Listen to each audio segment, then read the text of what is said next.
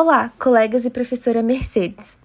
Hoje, o nosso grupo composto pela Isabela, Maria Eduarda e Paula, iremos apresentar o nosso trabalho sobre as infecções bacterianas da pele. Esperamos que todos aproveitem. As infecções bacterianas da pele podem representar um processo patogênico cutâneo primário ou uma manifestação cutânea secundária à infecção inicial de outro órgão. Podem ser supurativas, decorrentes da proliferação das bactérias na pele, ou podem ser decorrentes de manifestações de hipersensibilidade a antígenos bacterianos, e, nesse caso, as lesões cutâneas não são supurativas. Existem vários mecanismos de defesa da pele a infecções. As características mecânicas da camada córnea dificultam a penetração das bactérias depositadas em sua superfície. O baixo pH da pele também é considerado um mecanismo defensivo, embora muitas bactérias patogênicas sejam capazes de se multiplicar em pH baixos. Na pele existem ainda substâncias constituintes da secreção sebácea, como ácidos graxos insaturados, que são dotados de propriedades antimicrobianas. Considera-se também fator limitante do crescimento de bactérias, particularmente as gram-negativas, a relativa sequidão da pele. Também é importante o fenômeno da interferência bacteriana, isto é, o efeito supressor de cepas bacterianas sobre outras. Portanto, graças a uma série de características, a pele normal intacta é resistente a invasões bacterianas, e a maioria das infecções ocorre quando há ruptura da barreira cutânea, por maceração, traumatismos, feridas crônicas, dermatites e picadas de inseto. Dois gêneros de bactérias, a Staphylococcus e Streptococcus, são causas frequentes de doenças associadas à pele, merecendo discussão especial. Essas bactérias com frequência entram em contato com a pele e se adaptam relativamente bem às condições encontradas no local. Ambos os gêneros possuem enzimas invasivas e são capazes de produzir toxinas. Os estafilococcus são bactérias gram-positivas esféricas que formam agrupamentos irregulares como cachos de uva. Cepas coagulases negativas, como Staphylococcus epidermidis, são muito comuns na pele, onde representam cerca de 90% da microbiota normal. Elas geralmente são patogênicas apenas quando a barreira da pele é rompida ou invadida por procedimentos médicos, como a inserção e a remoção de catéteres venosos. O Staphylococcus aureus é o mais patogênico dos Staphylococcus. Essa bactéria é um residente permanente das passagens nasais de 20% da população, e cerca de 60% a acarreiam ocasionalmente. Exposta em superfícies, ela pode sobreviver por meses. Tipicamente, forma colônias amarelo-douradas, e essa pigmentação é um fator protetor contra os efeitos antimicrobianos da luz solar. Mutantes que não apresentam a pigmentação também são mais suscetíveis à eliminação por neutrófilos. Comparado ao seu parente mais inócuo, que é o Staphylococcus epidermidis, o Staphylococcus aureus apresenta cerca de 300 mil pares de base a mais em seu genoma. Quase todas as amostras patogênicas do Staphylococcus aureus são coagulase positivas. Existe alta correlação entre a habilidade da bactéria de produzir coagulase e a produção de toxinas danosas, várias das quais facilitam a disseminação do micro-organismo pelos tecidos, causando dano tecidual ou são letais para as defesas do hospedeiro. Além disso, algumas cepas podem causar sepse, gerando risco à vida, e outras produzem enterotoxinas que afetam o trato gastrointestinal. Uma vez que o Staphylococcus aureus infecta a pele, ele estimula uma resposta inflamatória vigorosa, e macrófagos e neutrófilos são atraídos para o sítio de infecção. Entretanto, a bactéria frequentemente consegue escapar dessas defesas normais do hospedeiro. A maioria das cepas do patógeno secreta uma proteína que bloqueia a quimiotaxia dos neutrófilos até o sítio de infecção. E, se a bactéria encontrar uma célula fagocítica, ela pode produzir toxinas capazes de matar essa célula. Todos os seres humanos possuem anticorpos contra o Staphylococcus aureus, mas não são capazes de prevenir efetivamente infecções reincidentes. Os estafilococos são os mais importantes agentes causadores do impetigo. Essa é uma infecção de pele altamente infecciosa que afeta principalmente crianças de 2 a 5 anos, entre as quais se dissemina pelo contato direto. A doença pode se apresentar de duas formas, sendo o impetigo não bolhoso a forma mais comum. Nesse, o patógeno normalmente entra pela pele através de pequenas rupturas ou ferimentos, e os sintomas resultam da resposta do hospedeiro à infecção. As lesões eventualmente se rompem, formando crostas de coloração clara. E como tratamento, usa-se antibióticos tópicos aplicados, mas as lesões tendem a se curarem sem tratamento e sem deixarem cicatrizes. O outro tipo de impetigo, o impetigo bolhoso, é causado por uma toxina estafilocócica. Esse tipo representa uma forma localizada da síndrome da pele escaldada estafilocócica. Na verdade, há 2 sorotipos da toxina. A toxina A, que permanece localizada e causa o impetigo bolhoso, e a toxina B, que circula para sítios distantes e causa a síndrome da pele escaldada. Ambas as toxinas causam a separação das camadas da pele, ou esfoliação. Os streptococcus são bactérias gram-positivas e esféricas. Diferentemente dos estafilococcus, as células streptocócicas normalmente crescem em cadeias, e esses micro-organismos causam um amplo espectro de condições clínicas, como, por exemplo, meningite, pneumonia, dor de garganta, otite média, endocardite e até mesmo cáries dentárias. À medida que os streptococcus crescem, eles secretam toxinas e enzimas, fatores de virulência que variam de acordo com cada espécie de streptococcus. Entre essas toxinas, destaca-se a hemosilina, que é capaz de lisar eritrócitos. Infecções de pele causadas por streptococcus geralmente são localizadas, mas se as bactérias atingirem tecidos mais profundos, elas podem ser altamente destrutivas.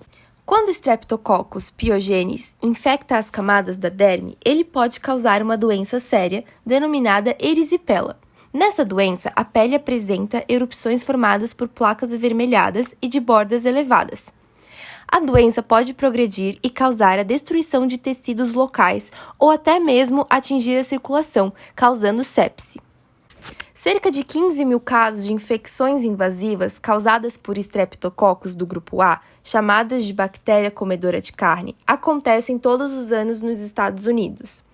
Essa infecção pode se iniciar por pequenas rupturas na pele, causando frequentes sintomas, os quais são ignorados, atrasando o diagnóstico e o tratamento, o que gera sérias consequências. Uma vez estabelecida a infecção, episódios de fascite necrosante podem destruir o tecido muito rapidamente e a taxa de mortalidade por choque sistêmico pode ser maior que 40%. O antraz é uma infecção bacteriana causada pelo Bacillus anthracis, que se inicia quando esporos do bacilo adentram na pele através de cortes ou picadas de insetos. A lesão no antraz cutâneo inicia-se por necrose, congestão vascular, hemorragia e edema gelatinoso. Dias após a inoculação dos esporos, surge uma pequena mácula vermelha e, na semana seguinte, a lesão progride até a formação de uma úlcera com escara necrótica, circundada por uma zona de expansão característica de edema acentuado. A lesão inicial, no entanto, é puruginosa e indolor, quando atinge o seu completo desenvolvimento. Ocorre cicatrização espontânea em 80 a 90% dos casos que não são tratados, mas o edema pode persistir por semanas. No restante dos pacientes sem tratamento, em que a infecção progride, desenvolve-se bacterinemia, em geral associada a febre alta e morte rápida. O Vibrio vulnificus é o vibrião que mais causa infecções graves nos Estados Unidos. Infecções diferidas por essa bactéria podem se desenvolver em pacientes com ou sem doença subjacente, mas pacientes com hemocromatose estão mais propensas a se infectarem com o vibrião, pois sua virulência é acentuadamente aumentada em condições de sobrecarga de ferro. A infecção ocorre do contato da água do mar com uma ferida prévia. A doença começa com edema, eritema e, em muitos casos, dor intensa ao redor da ferida, seguido por lesões vesiculares, bolhosas ou necróticas. Febre e leucocitose estão presentes na maioria dos casos. A angiomatose vacilar é uma infecção causada por Bacillus rancelae, que são bactérias gram-negativas. As lesões consistem em nódulos, pápulas ou tumores vasculares, que variam de lesões minúsculas, como granulomas piogênicos, até massas esofíticas pedunculares volumosas. Em geral, as lesões são avermelhadas ou púrpuras, podem estar circundadas por um halo epitelial e aparecem em qualquer região da pele, envolvendo também as mucosas. A epiderme que envolve a lesão pode ter ulcerações focais e o osso subjacente pode ser invadido e destruído. A disseminação dessa infecção ocorre principalmente nos pacientes com disfunção da imunidade celular. Pacientes HIV positivos que desenvolvem essa doença podem ter danos a nível do sistema nervoso central, como distúrbios psíquicos e lesões cerebrais. Pode haver comprometimento do fígado ou do baço, o que pode acarretar peliose hepática bacilar. Infecções por pseudomonas. As pseudomonas são bacilos bacterianos gram-negativos, aeróbicos, amplamente distribuídos no solo e em fontes de água. Elas podem crescer em qualquer ambiente úmido, sendo resistentes a muitos antibióticos e desinfetantes. A Pseudomonas aeruginosa, ela produz diversas exotoxinas, que são responsáveis pela maior parte da sua patogenicidade, e uma endotoxina. A Pseudomonas aeruginosa, ela frequentemente cresce em densos biofilmes, que contribuem para sua identificação recorrente como causa de infecções nosocomiais, de catéteres ou aparelhos médicos. Ela também é um patógeno oportunista para pacientes queimados, de modo que a infecção pode provocar pus de coloração azul esverdeada em virtude do pigmento piocianina. A úlcera de Buruli é uma doença encontrada principalmente na África Central e do Oeste, bem como em regiões temperadas e tropicais. A doença é causada pelo Mycobacterium ulcerans, de forma que quando o patógeno entra na pele, ele causa uma doença de progresso lento e com poucos sinais e sintomas precoces graves. No entanto, o resultado é a formação de uma úlcera profunda que com frequência se torna danosa, tendo em vista que ocorre a produção de uma toxina chamada micolactona. Se não for tratada, a infecção pode se tornar extensa, sendo necessária cirurgia plástica ou amputação do membro. Epidemiologicamente, a infecção está associada ao contato com águas paradas ou provenientes de pântanos. A acne se desenvolve quando um número de células maior do que o normal descama e se combina com o sebo, gerando uma mistura que entope o folículo, de forma que esse bloqueio se projeta através da pele. A acne inflamatória moderada é originada da ação bacteriana, em especial do Propionibacterium acnes, um difteroide anaeróbico comumente encontrado na pele. O P. acnes tem uma necessidade nutricional pelo glicerol presente no sebo, e ao metabolizá-lo, ocorre a liberação de ácidos graxos livres, causando uma resposta inflamatória. A inflamação resultante leva ao surgimento de pústulas e pápulas. Nesse estágio, a terapia é focada na prevenção da produção de sebo, e uma das drogas utilizadas é a isotretinoína, a Cutane. No entanto, essa droga causa danos graves ao feto em desenvolvimento numa mulher grávida.